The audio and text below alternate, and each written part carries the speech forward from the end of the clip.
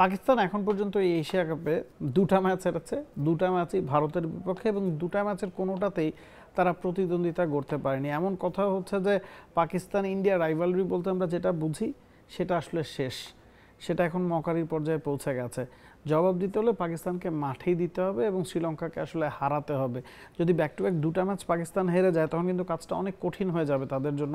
বাংলাদেশের বিপক্ষে জিততে হবে, ইন্ডিয়া শ্রীলঙ্কাকে হারাক সেই আশা তাদের করতে হবে এবং বাংলাদেশের বিপক্ষে জিতলেও যে তারা রান রেটে ফাইনাল খেলবেই তেমনটা কিন্তু না। তো যা করার এই শ্রীলঙ্কার বিপক্ষে ম্যাচেই করতে হবে এবং তাদের সমস্যাটা আসলে কোথায় হচ্ছে, দুর্বলতাটা আসলে কোথায়, সেই কাটাছেড়া যদি আপনি করতে বসেন, একাদশের দিকে যদি আপনি তাকান, মনে হবে যে পাকিস্তানের বোলিংটা পাকিস্তানের শক্তির জায়গা এবং এবারের এশিয়া কাপে শেষ ম্যাচটাতে অন্তত বোলিংটা কাজে আসেনি। 171 রান তারা বোর্ডে জমা করার পরও ইন্ডিয়ার বিপক্ষে কিন্তু ফাইটই করতে পারেনি। অভিষেক শর্মা এবং শুভমান গিলের পার্টনারশিপটাই ম্যাচ থেকে পাকিস্তানকে ছিটকে দিয়েছে। ওয়ালটন এখন দেশের সীমানা পেরিয়ে পৌঁছে গিয়েছে 50টিরও বেশি দেশে। ওয়ালটন, ঘরে ঘরে বিশ্বজুড়ে। শাহিন আফ্রিদি আগে নতুন বলে যেভাবে উইকেট পেতেন সেভাবে পাচ্ছেন না, রান দিচ্ছেন। হারিস রৌফও তার ধার খানিকটা হারিয়েছেন। ফাহিম আশরাফ স্পেশালিস্ট বোলার হিসেবে খেলছেন না, অলরাউন্ডার ক্যাটাগরিতে খেলছেন। হাসান আলীর অপশন থাকার পরও তারা ব্যবহার করছে না। সুফিয়ান মুকিমকে একটা ম্যাচে মাত্র আমরা দেখেছি, আবরারকেও খানিকটা নির্বিষ মনে হচ্ছে।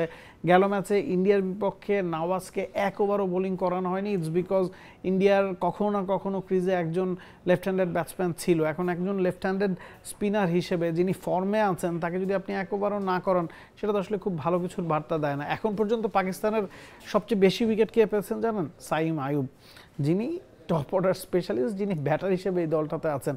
তার নামের পাশে 6টা উইকেট এবং তিনি পাকিস্তানের এখন পর্যন্ত সবচেয়ে সফল বোলার। তো পাকিস্তান কিছু যদি বদলায় সেটা বোলিং লাইন আপে হয়তো বদলাতে হবে, তবে অপশন আসলে তাদের হাতে খুব বেশি নাই। আপনি নওয়াজকে নিশ্চিতভাবেই খেলাবেন, আবরারকেও হয়তো আরেকটা ম্যাচ সুযোগ দেবেন, সুফিয়ান মুকিমকে বাইরেই রাখবেন। সেক্ষেত্রে সাইম আয়ুবকে দিয়ে আপনি 5th বোলিং অপশনের কোটাটা ফিল আপ করার চেষ্টা করবেন। তারপরেও তাদের কিন্তু ফাহিম আশরাফের অপশনও আছে। তো ব্যালেন্সটা এই দলটাতে আছে, প্রপার ইউটিলাইজেশনটা কি আসলে হচ্ছে কিনা। আমরা দেখেছি হুসেইন তালাত গেল ম্যাচটা খেলেছেন, খুরদিল শাহের আগে একটা ম্যাচ খেলেছেন, হাসান নওয়াজ যিনি দারুণ পারফর্ম করে এবার এশিয়া কাপে এসছেন, প্রথম 2-3টা ম্যাচের পরে তাই কিন্তু গেল ম্যাচে ড্রপ করা হয়েছে। তো টিম ম্যানেজমেন্টও আসলে খুব বেশি পরিবর্তন করছে এবারের এশিয়া কাপে।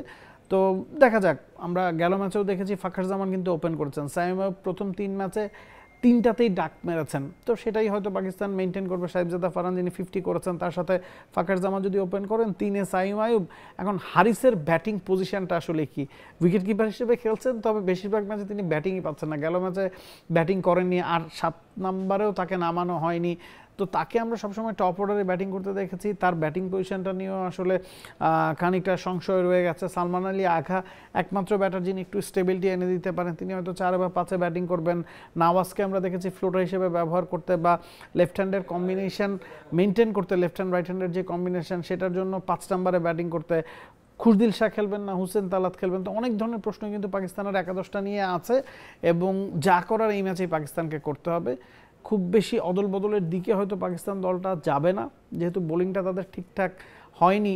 ওই জায়গায় একটু টুইক করতে পারে। ব্যাটিংটা মনে হচ্ছে ইন্ডিয়ার সাথে ম্যাচে যেমন ছিল তেমনই থাকবে। তো মিডল অর্ডারে হাসান নওয়াজকে ফেরানো হয়তো দরকার, কারণ টেরিফিক ফর্ম নিয়ে তিনি আসছেন। তো এক্সপেক্ট করছে হাসান নওয়াজ হয়তো ফিরবেন, সেটা হুসেইন তালাতের জায়গায় হওয়ার সম্ভাবনাটাই বেশি। Nabil Kaiser, T Sports. For more updates, subscribe to our YouTube channel and click on the bell icon. Follow us on Facebook and Instagram.